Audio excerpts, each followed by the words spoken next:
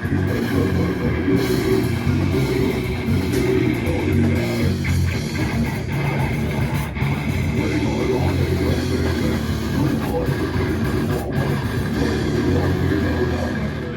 happening? It's Owen for Scordatura here, and this is some of my guitar shite. Right. This is my Agile baritone Les Paul copy guitar. I play SIT strings with a 68 on the bottom and a bare nickel aftermath in the bridge, and hundreds of stickers, I know, that gives it some character. So, going through the guitar, gone into a TC electronic tuner, into a Boss noise suppressor, then into a SNK pedals VHD. It's meant to sound like an old Ampeg VH140 solid state amp. Obviously the gain turned up to 11. Into an ABY pedal that splits the signal into one 44 Magnum power amp, gone to one cab, and then into the Quilter microbox, gone into the other cab, so it's like a stereo signal. My cabs, I've got a Vader 4x12 that I usually sit on the faraway side, whatever side I'm standing at, and a big Mesa 4x12, oversized one.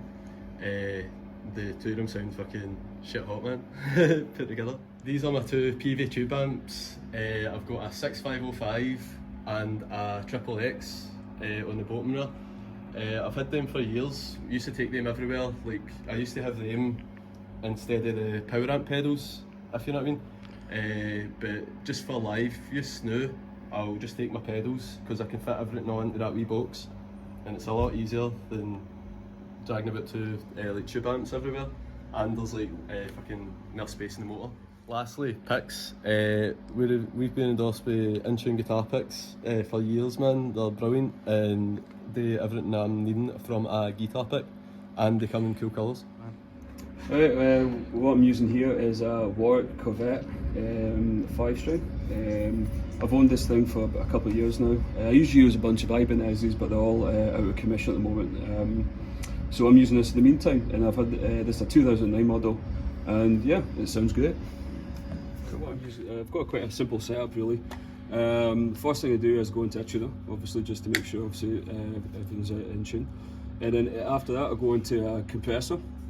And basically what that does is basically I'm leveling the signal out, so basically all the notes are coming at more an even level.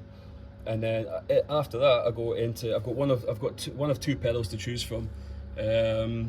Usually I use the Sans amp. The Sans amp's just got that classic gritty clank, you know, that's well known for to be used in death metal. But sometimes, overall, I think there's a really great pedal, but it can sound sometimes a little bit dense overall, and sometimes it might be a bit weird for cutting through into the mix. With the way Owen has his guitar set up. I use this Sans amp for the most of the time, but sometimes if I'm not quite happy with the sound I'm getting off it, in a situation, depends on the venue, I'll sometimes switch over to this one, and this is the VT bass, which is also made by Tech 21, who also make the Sans amp. This is a great pedal. This is pretty much just like an Ampeg in a box. You just get a really, really nice, crisp, fat, clanky tone off it.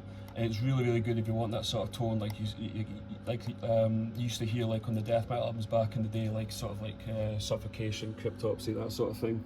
Just a really, really good sort of just like fat, clanky, crispy clank, you know. This amp is actually been in the band longer than I have.